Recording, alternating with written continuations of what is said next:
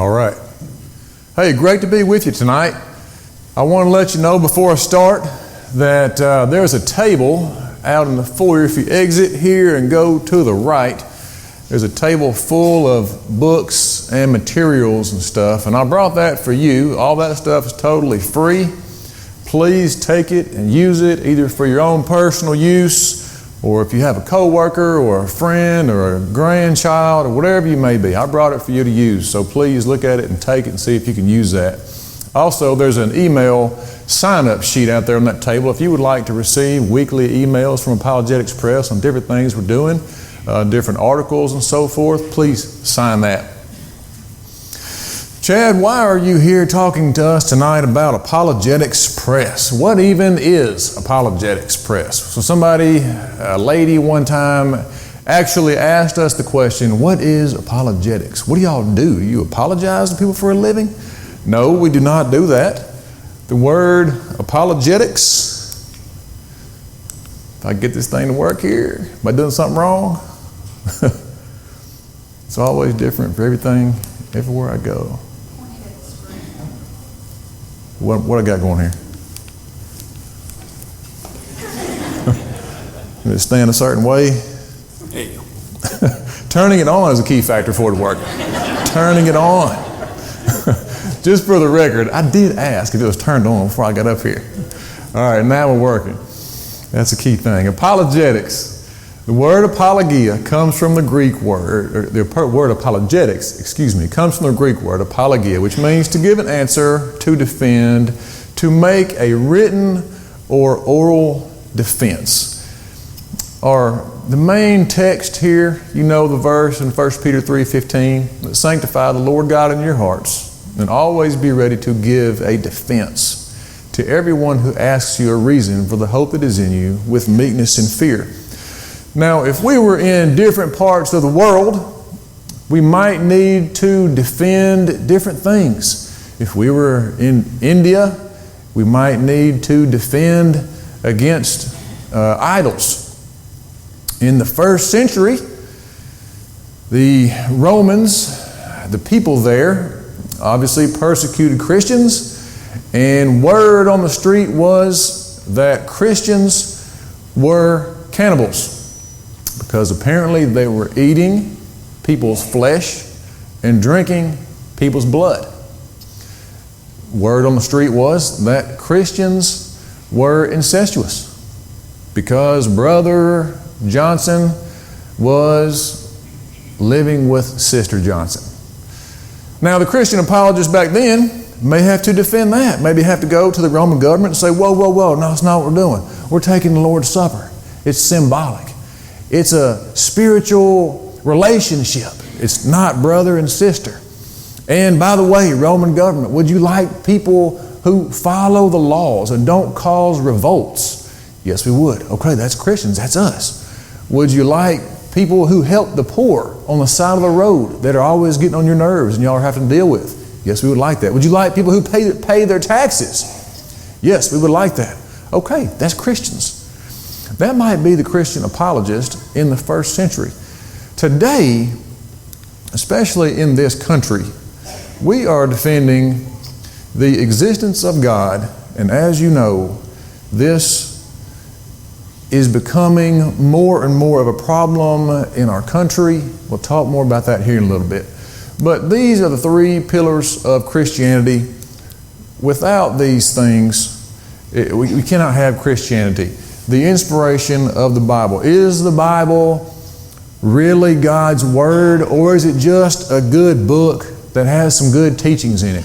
Why am I supposed to base my life after this book?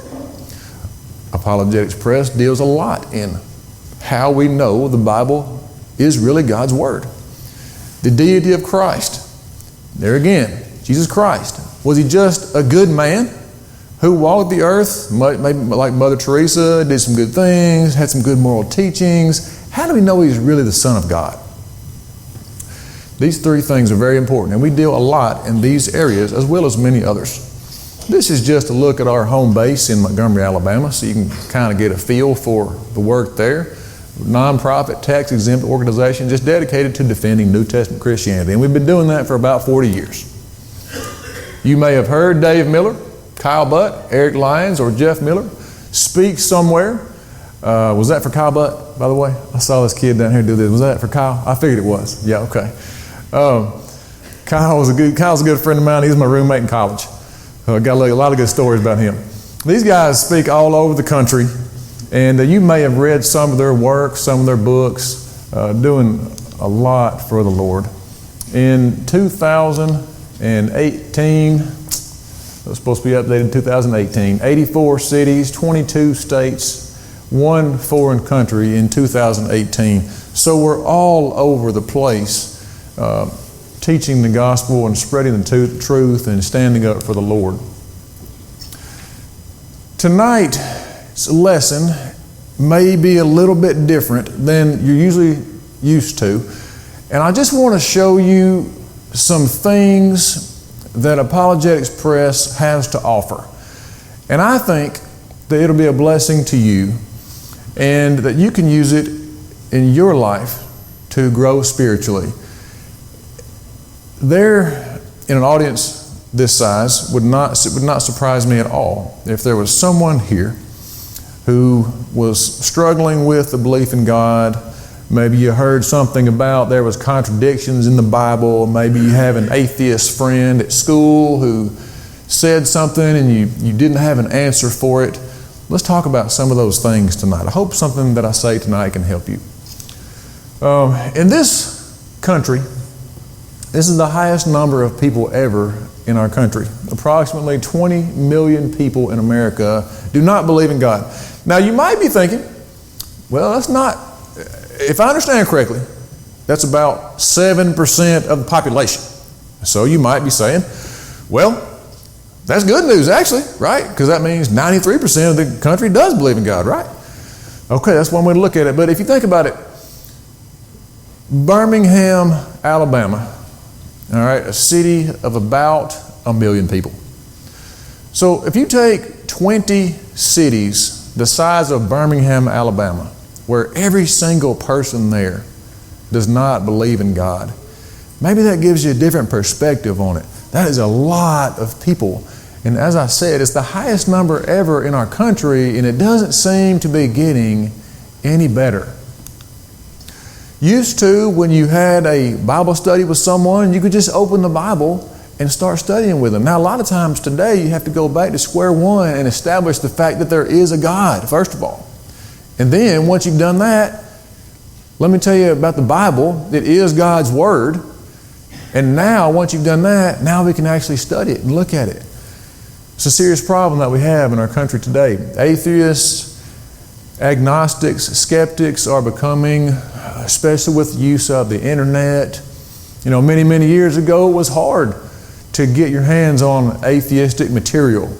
But today, it's everywhere. There's becoming more and more atheistic groups, secular groups, societies, and so forth. And it's our young people especially are really having to fight against this, and we have really got to do a better job of preparing them as they get older. We'll talk more about that here in a little bit. My friend Kyle Butt, I spoke about earlier, he was in northern Alabama speaking at a congregation there to a bunch of young people, and he said there was 86 kids in the room he was talking to. And he said, raise your hand if you know someone, if you go to school with someone who is an atheist.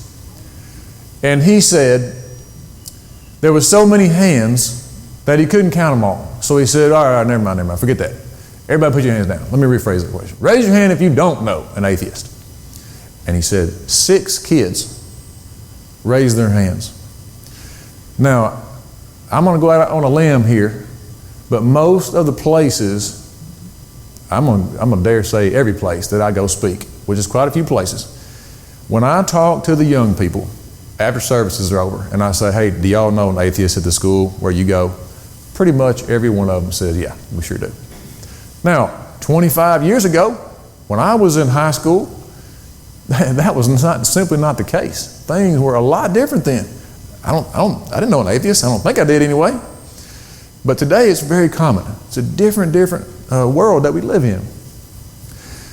We are, I don't come here to preach doom and gloom, but the reality of it is, if the statistics are correct, in the denominational world, they are losing 6 out of 10 kids when they leave home, falling away from their faith. Now, in the Lord's church, the stats that I've seen or been told from reliable sources are saying that it's a little bit better, about 4 out of 10. So, if you take 10 young people on a pew here and just go 1, 2, 3, 4, those 4 are going to be gone. Usually between the ages of 18 and 29 is where we're seeing the biggest drop off. Now, what are we doing about that? There's a guy by the name of Norman Geisler. All right, he is an apologist, travels all over the place, and he was at Frieda Hardeman not too long ago, doing a seminar, and somebody there said, "Mr. Geisler, why do you think we're losing so many of our young people?" And he said, "I firmly believe that it's because we're not teaching them young enough. Christian evidences type material. They're hearing it too late, or they're not getting it at all. And so what happens is they leave home, they go to college, they're hit with information, questions, material they're not ready for, they've never heard it before, and they lose their faith." And we have got Apologetics Press is all about trying to prepare our young people to go out to the world and be ready to not let that happen. And are we taking it serious enough? If we had some disease here that was killing 4 out of 10 of our young people, I don't know, every few months we're losing 4 out of 10 of our young people. Whatever the case may be, would we be alarmed? Would we care? Yeah, we would. We would be all over that, wouldn't we? We want to find a cure for it. We would say, this has got to be stopped. We cannot be losing 4 out of 10 of our young people are dying. Well, the same thing is happening in a spiritual sense. And we've got to do something about it. Teacher in Nashville, Tennessee, drop everything and read. It's called Dear Time. If you're a teacher, maybe you've heard of this, okay? You bring a book from home, and for 30 minutes during the day, everybody drops everything and just reads. So a 3rd grade young man brings his Bible one day, and the teacher says, "No, you can't read that book. You can read any book you want to, but you can't bring that book in my classroom and read that." It's in Nashville, Tennessee. It's not like up in Washington State or California or somewhere. It's in Nashville, Tennessee, the Bible Belt. I could tell you about Killen, Alabama, where for 60 years they said prayers on Friday nights before a football game. And Dan Barker, a guy that Kyle debated from the Freedom from Religion Foundation, goes to the school board and says, "Hey, you can't say prayers on this PA system because it was purchased with public funding. And it violates this rule, blah, blah, blah." Now, the school system didn't have the money to go to court and start some big legal battle against this guy, so they had to quit. Things like that happening all the time. I had an elder from the Campbell Street Church of Christ in Jackson, Tennessee, one day to call me, and he said this. And this is a fairly common story. He said, "Chad, I want to tell you that when I was younger, I was big into science. I love science stuff. Man, I was getting into it, and I was getting into the evolutionary teaching and stuff, and I was deep into it. And to be honest," he said, "I was losing my faith in God. And I came across some audio resources from Apologetics Press. And I listened to that stuff, and it saved my spiritual life." Not too long after that, I was at Broad Street Church of Christ. Some of you guys may know Justin Rogers. He's a teacher at Frieda Hardeman. He preaches at Broad Street. So I was there and speaking there, and One of the deacons there and a faculty member from Freed-Hardeman came up afterwards and told me the same thing. Hey, when I was younger, I got into science real big. Man, I wasn't believing in God anymore. I was losing my faith. Somebody gave me a book that y'all had, and that saved my soul, saved my spiritual life. We get stories like that all the time. We get parents calling who are worried about their kids, who heard some stuff at school. They don't have the answers for it. We had our Apologetics Press benefit dinner just at the end of August in Henderson, at the Henderson Church. Kyle came over and spoke. It was great. President Shannon was there. And while I was there, Barry Binion, who is the preacher at the Savannah Church, was talking to him. And his son is going to Mississippi State. And he told me that he had called Kyle Butt and said, hey, Kyle, my son is going to Mississippi State. I'm really afraid he's going to be bombarded with ungodly things there and atheistic teachings and so forth. So would it be okay if he has your number and can call you and ask you any questions he's got? And Kyle's like, yeah, sure, absolutely, do that. So what a great resource. Isn't it great to have AP there to be able to do things like that, to be able to help out kids or adults who have questions and struggles in their faith like that? I'm going to skip that one, excuse me. We had a lot of people come to our website, and I'll get more to our website here in a minute. A lot of people come to our website for different reasons, and they end up discovering the truth. So this couple had come looking for something. They looked at our doctrine section and realized they had never heard about baptism before, didn't know anything about it. They basically contacted us and said, hey, we've been told faith only. We're coming to a true understanding here now. Can you help us get in touch with a church here nearby that we need to be baptized? They said. We said, yeah, absolutely, sure, and help them out. Just one example, another example of the power the work the Lord is doing through AP. Discovery Magazine, I have some out here, and I understand that y'all maybe subscribe here. I think Tim was telling me y'all get some discoveries here.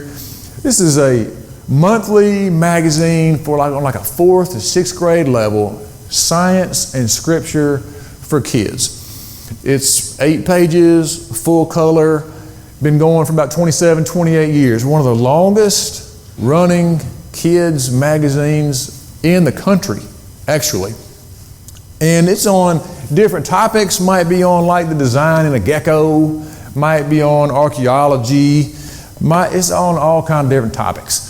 So 1 month, Discovery was on the topic of abortion. On a kid's level, not graphic, but it was on what happened. And we had a 9-year-old who got his issue of Discovery that month. And as you would expect, any typical 9-year-old, he couldn't believe what was happening. Dad, are you serious? This happens in this country? We kill babies? Yes, son, I'm afraid that's true. Well, he got so fired up, this 9-year-old kid named Andrew. He goes to his computer and writes a letter to the local paper there, which ends up being in the paper.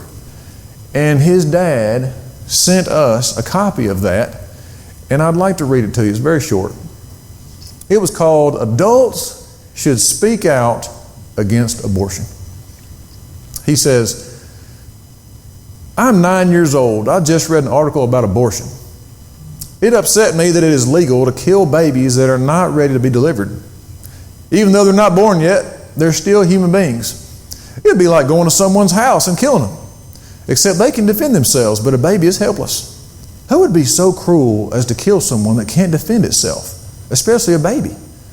I think someone needs to take a stand. I'm just a kid. No one would listen to me and take me seriously. They would laugh if a kid showed up on Congress's front door and said I wanted to try to make a law against something. That's why I need an adult to help me. If you say that abortion is right, I disagree. But if you agree with me, please help. I think that it would be a big help to our country. If you would like to help me, please respond. Now, we try to educate people so they can take action.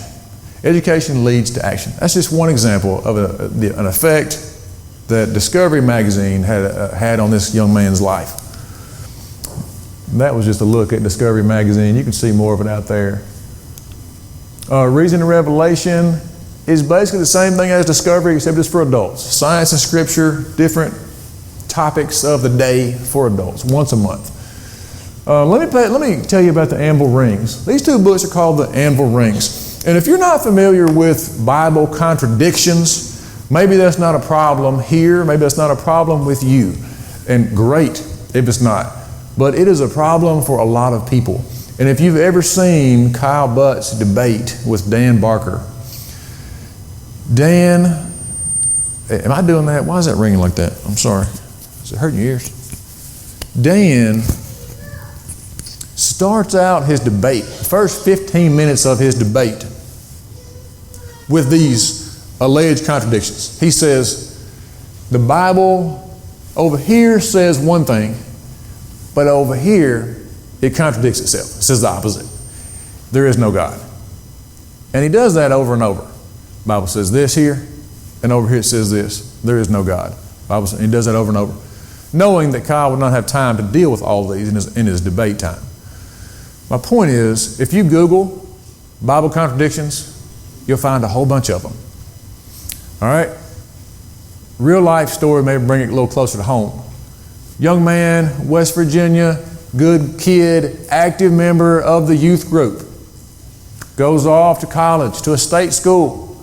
He's in class. Professor basically gets up there, belittles God's Word, lays out a sheet of paper that has 80-something contradictions, supposedly, that are in the Bible. And basically says, if you believe in God, you're dumb. Look at this stuff here. All right, so the kid gets this stuff, blows his mind. Never heard this stuff, never seen it before. Takes this sheet of paper to his preacher at the congregation where he grew up going. Walks in his office, says, I don't believe in God anymore, and here's why. Puts it on his desk. Now the preacher ended up calling AP for help, which is great. But to our knowledge, the young man never came back. He just left the Lord. Because some professor said, here's some contradictions in the Bible. Now, young folks, old folks alike, but especially young folks, understand there are no contradictions in the Bible. And that's why Eric Lyons wrote these two books and is working on number 3 right now, where he takes these contradictions and deals with them and says, all right, here's what they say, but here's the truth. It's very serious business. I highly recommend you read that book, It'll Strengthen Your Faith. Look there. We have a section on our website just dedicated solely to alleged contradictions. So if you've heard one before, you're like, I've been thinking about that a long time. I don't know what the answer is to it. I'm pretty sure it's going to be on there. This book called Truth Be Told. I had some copies out there, brought tonight. This is textbook style book, 6th to 8th grade level. And basically we've taken all the atheistic evolutionary teachings out of the public school textbooks and dealt with it, answered the questions in these books. Origin of the universe. There's a chapter called Are There Monkeys in Your Family Tree? Design Demands a Designer. Things like that in this book. We were able to send actually about 15,000 copies of this over to Africa. Dorian Flynn, a missionary over there, came to us, said, I need a bunch of your books. We said, great. We were able to raise the money for it, loaded these babies up, sent them to him. He was able to pass them out in the schools there in Africa, and we were very proud to help him with that. Also, had a first grader. Like I said, this book's on a 6th grade, 8th grade level. We had a first grader who wanted to give this book to his classmates for Christmas one year. And so he did. Well, apparently one of those kids read the book, because next year in 2nd grade, the teacher was teaching some evolutionary things, and he respectfully stands up and says, that's not correct. And she said, what do you mean that's not correct? Yes, it is. He said, no, it's not. I've got a book at home that talks about this stuff, and it makes way more sense than what you're teaching us. So kind of a funny story there, but just another example of somebody getting the truth and using it in public. It's just pictures of the books that were boxed up and sent over to Africa. There's the kids with their books, getting the truth. We have a summer camp, AP camp. It's become such a big deal. It fills up in like a day and a half. About 250 kids that go there. It's in Oakman, Alabama, right outside of Jasper. And this camp is a Christian Evidences camp. So Kyle and Eric, and we have Christian scientists who come and speak to the kids on different topics to strengthen their faith. It is we've been doing this about 8 or 9 years, and it's grown so much.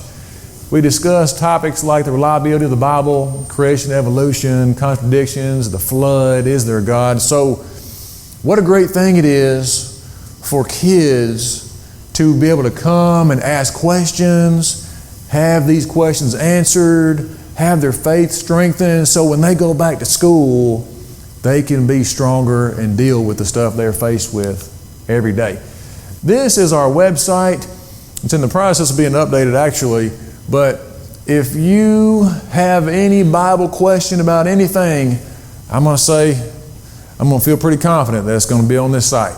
If you need pretty much everywhere I go, somebody says, been using your website for Bible class, been using your website for this and that, but our website not only is a great resource, but is reaching people all over the world. It's really, really amazing how much the Lord has blessed it. And almost everything that we have is free on our website. Every book, every video, what we got. Some people like a hard copy, so we'll make a hard copy. But if you want to look at it for just totally free, it's on the website. Highly encourage you to check that out. This is our Spanish website. You can see a lot of the countries that are accessing our website for different topics. And that brings me to the point of if there was some way that we could get good, solid Bible tracts into the hands of thousands and thousands of people, wouldn't that be awesome? Like, I think most of you, probably all of us in here, will be on board with that. Yeah, how can we do that? That'd be great. Well, AP's website is doing that in the hands of thousands and thousands and even millions of people who are accessing it all over the world. We have many other languages on our website, translated into Arabic, Chinese, Romanian, Russian, Spanish, Swahili, and more coming. Now you might say 75,000 likes on Facebook. What does that even matter? Well, it means that people from all over the place are reading our stuff and not only liking it, but they're accessing it and seeing it. So the Lord is getting truthful material out through Facebook all over the world. If I have any school teachers in here, you may be familiar with Accelerated Reader. Maybe some kids in here familiar with AR. Y'all do AR around here? AR? Yes? No? All right, good. Okay, so if you don't know about AR, the kids read books, they take tests, and they get points, which can sometimes lead to prizes or whatever you do at your school. So we thought, why don't we do that with the Bible? So we came up with Advanced Bible Reader, or abrkids.net. It's free. You can sign up as a student. You can sign up as a teacher and put students in your group. Lads to Leaders is using it. So basically you read, let's just for example, you read Matthew 1 through 5. You take a 10-question quiz. You get points. We have a leaderboard here on the side. Monthly, we have a Hall of Fame there. Every 100 points you reach, you get a certificate. This is a great tool that you can use at home with your kids. Come up with some sort of prize thing. You come up with, you reach 50 points, here's what you get. You get 100 points, here's what you get. You get 1,000 points, here's what you get. It's a great incentive to get kids to read the Bible more. And it's totally free. How do you know the Bible is from God? How do you know that God is even real? On the 4th or 6th grade level. A couple other resources there. Receiving the gift of salvation, bottom right corner there. Small, real small, thin book that's just plan of salvation that you can give to a coworker or something. Hey man, I was thinking about you. I want you to read this book. Check this out. We also have our own DVD series, TV show basically. About 24, 26 episodes, Digger Doug's Underground. 2 20-minute episodes on each disc, if I understand correctly. My kids are older now, but when they were younger, they love this. It's Christian Evidence is teaching in a good, fun TV form. VBS curriculum, we have 2 of those, and we're working on a 3rd right now with Noah. It's really going to be awesome. Our Dinosaurs Unleashed book used to be, until recently, and I'll tell you more about that in a minute, our best-selling book. Kids love dinosaurs, and let me tell you something crazy that you may or may not believe. I don't know. Dinosaurs are probably the number one question or problem or whatever that we get at AP. Now maybe you think, I understand that, Chad, or maybe you think, well, that's weird. What for? What's that got to do with anything? Okay, so the evolutionist says dinosaurs were here the world big banged like 13 billion years ago, okay? Dinosaurs came along like 10 billion years ago, then humans like 6 million years ago, okay, which is nonsense, but that's what they say. So dinosaurs are the poster children for evolution. And almost any time you have anything to do with dinosaurs, it includes evolution. And you may or may not believe this, because I didn't struggle with dinosaurs when I was a kid or really any time in my life. But the problem of dinosaurs has caused many people to lose their faith because of what goes along with them. So we do a lot of teaching on dinosaurs. In this book, he says a true story about dinosaurs and humans, okay? It talks about the design of dinosaurs. And of course, we know that God made dinosaurs on day 6, the same day he made man. They're not separated by millions of years, and they lived on earth at the same time. And there's lots and lots of proof for that.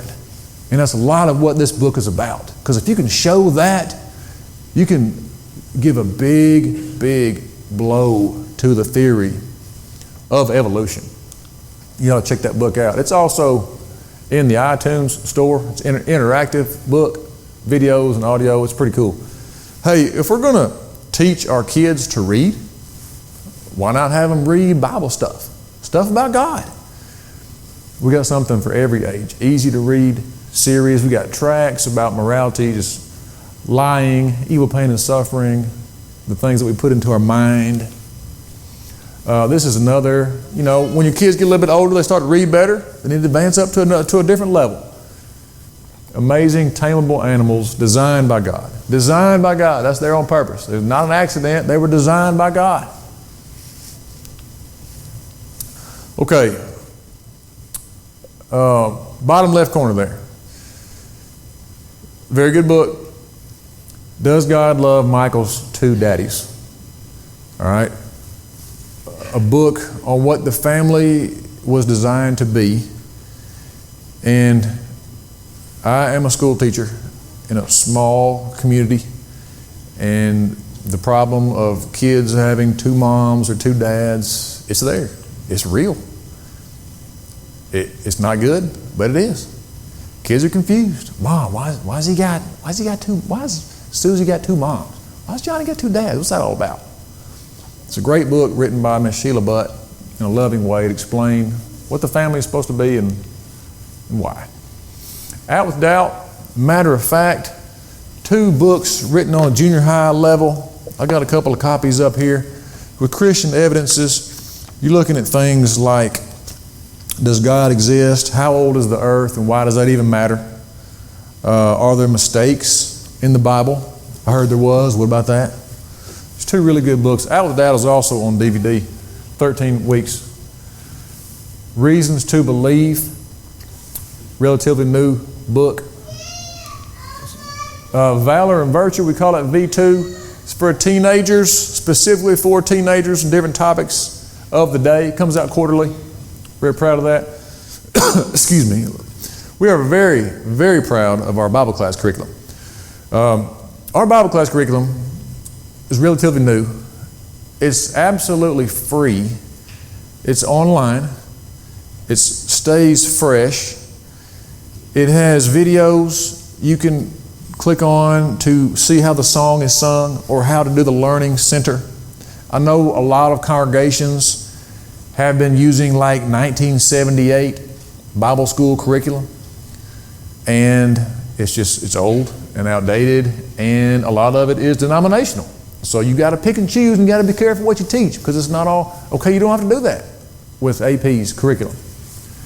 2 years old to the 4th grade will take you through the Bible twice, absolutely free. There is also a 5th and 6th grade level of that. It does cost a little bit, but it goes through 6th grade. We're really proud of that. We have had a lot of people use our curriculum from all over the world, not just churches, even a lot of denominations, which we think is awesome. They're getting the truth by using that. There's an AP app. You can download it on your phone if you ever have a question. The Silencing of God. Dave Miller has researched the fire out of this in Christ and the Continental Congress. Basically, to sum this up, what was our country meant to be like? What is this separation of church and state mess that we're being fed and taught? And would our founding fathers be okay with the way that our country is today? Absolutely not. And there's proof in these books and in these DVDs that will blow your mind, actually. Had a 9th grade science teacher in Hardin County, Tennessee, said, I teach science, need something to help me out, teaching these kids. I said, hey, you need Science versus Evolution. It's a great book by Jeff Miller. Is the Bible reliable? How do you know? Islam. Islam is a big deal, and it is growing. And we have a book and a video on that, and it got over to Kenya, and somebody sent us this. The Islam video was shaking the faith of Muslims here. The Islam video was viewed by over 200 people, and 12 accepted the Lord and were baptized. The place where we are is full of Muslims, and the teachings are becoming a blessing to so many. From somebody in Kenya. AP is doing stuff all over the world. All over the world. I told you about Kyle's debates earlier. He's had 3 debates. You can view those on YouTube, and I highly suggest you do. Those debates were viewed online from somewhere between 50 and 100,000 people. Full packed auditoriums. He did a great job defending the truth. Watching those debates will only strengthen your faith. Do you have a child like I do right now? I got 3 boys, 15, 13, and 12. My older 2 are Christians.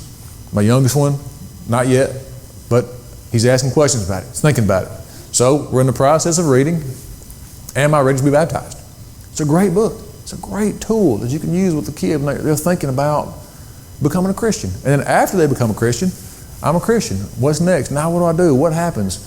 What do I do during the Lord's Supper? Well, when we're singing, what do I do? How do I live my life? Great tools. Let me tell you about, you may already know as well, but why people suffer. Okay, Dave Miller wrote this book. One of the other biggest things the atheist uses is this.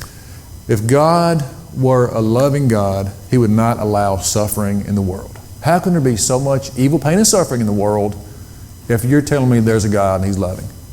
All right, it's one of the most common arguments for there is no God. Dave's written a great book on this topic. We speak on that a lot to help people understand that more. In this book, Always Be Ready, some of you may be familiar with CYC. Anybody CYC? It's in East Tennessee. It's a humongous youth rally, youth conference thing. I'm talking like 10,000 kids are there, okay, like in the Gatlinburg area. And a couple years ago, we were able to give every kid there one of these books. And we're really, really proud of that. They just got one for free. And it's called Always Be Ready. It deals with topics like this. I mean, listen to some of this stuff. Is God immoral for killing innocent children? That's a tough, heavy-hitting question there. What about the Bible and slavery? Was God okay with slavery? Can a loving God send people to an eternal hell? All the smart people are evolutionists.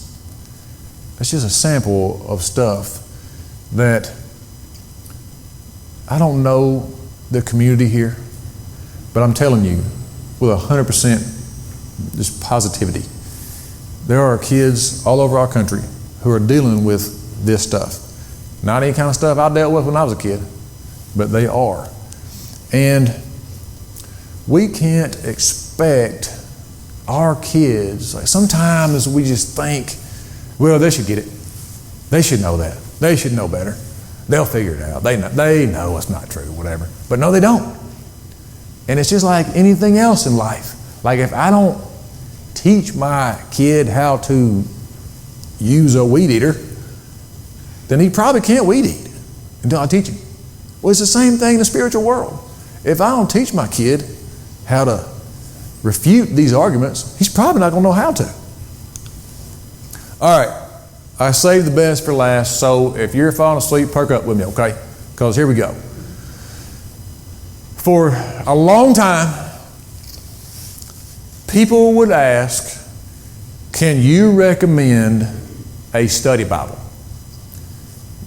We would a lot of times say no because of all the denominational teachings that are in study Bibles. You have to kind of read it with care. So we said, you know what the world needs? The world needs a study Bible, a Christian Evidences study Bible that is written by Christians only, by New Testament Christians only. So for about 8 years, we have been working on the AP study Bible. And it has finally gone to press after we raised about $115,000. It's supposed to be here in November, so it's getting close. It is going to be $39.99 a copy. You can pre-order one, as many as you want. You can pre-order now on our website. This Bible has, in 2 weeks of pre-orders, surpassed our best-selling book every year already. The Brotherhood has needed this, and we're very, very excited and proud about it. So if you have any more questions about that, it's going to be about 2,500 pages. Like I said, about $40. It's hardback. It's New King James Version. We're hoping to come out with an English Standard Version soon in the future and electronic version as well. But we are super excited for this study Bible to come out. You don't have to know every answer, but you do need to know where to get answers. So if you have tough questions, you know somebody that's had a tough question. Somebody hits you hard with a tough question. You know how to answer it. Now you know where you can go to get an answer for it. Apologetics Press. All right, let me ask from somebody, some feedback from somebody in New Zealand. I just recently attended church at Indian Creek Youth Camp outside of Jasper, Alabama, and a man from your organization came and talked to us about evolution. I'll be a sophomore this coming year, so I'll be taking honors biology, and we will discuss evolution numerous times. Every lesson that this man taught us at camp made me more confident in discussing my beliefs about the falsehood of evolution next year in school.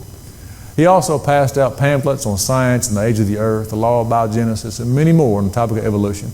I want to thank you for the pamphlets because in discussion at school, I can show everyone the truth and fact about evolution.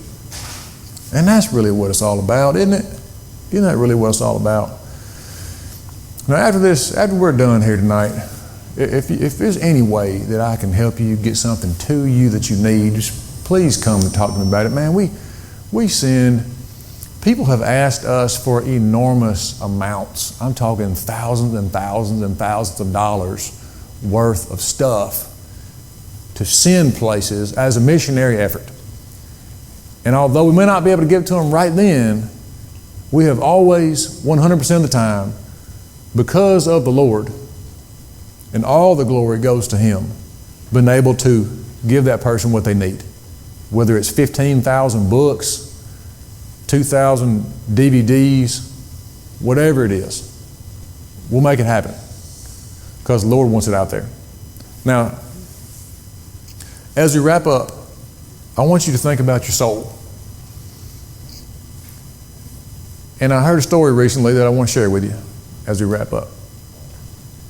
And it involves, and you may have heard this before, and that's okay if you have, it won't hurt you, it won't kill you to hear it again. It involves the two words, what then? So a man had a son, an 18-year-old son, who was not a Christian. And he was concerned because he should have been. He knew it was right, but for some reason he hadn't obeyed the gospel. So the father goes to a friend of his that the son admires, respects, and looks up to, and says, will you please, when you get a chance, talk with my son about being a Christian, because he'll listen to you. The guy says, sure, absolutely. So they made a time to talk. And the older man says to the 18-year-old, he says, man, how's things going? You're about to graduate. That's exciting. He says, what then? And the 18-year-old kid says, well, I'm going to go to college over here. It's going to be good. I'm excited about it. He says, man, that's great. That's awesome. What then? And the kid says, well, I guess I'll graduate and get a job, I guess. The guy says, that's a good plan. That's a good plan. Hope that works out for you. What then? The kid says, I don't know. I mean, I guess I'll get married, maybe have some kids, have a family. The guy says, that sounds like a good deal, man. I wish you the best on that. What then? The kid's like, I don't know. I mean, I guess I'll work for a while and I'll retire. And he says, yeah, you probably will. That's good. What then? And the kid says, well, I mean, I guess I'll get old and die. And he says, what then? And you see his point. It's my understanding that 2 or 3 weeks later, that young man was baptized into Christ for the forgiveness of his sins. My question to you tonight is, have you thought about what then? Whether that is tonight on the way home and you're in a car crash and you die, whether that is if you live to be 98 years old, whether that is if the Lord comes back next week, what then? Are you ready? If we can help you in any way, please come now while we stand and sing.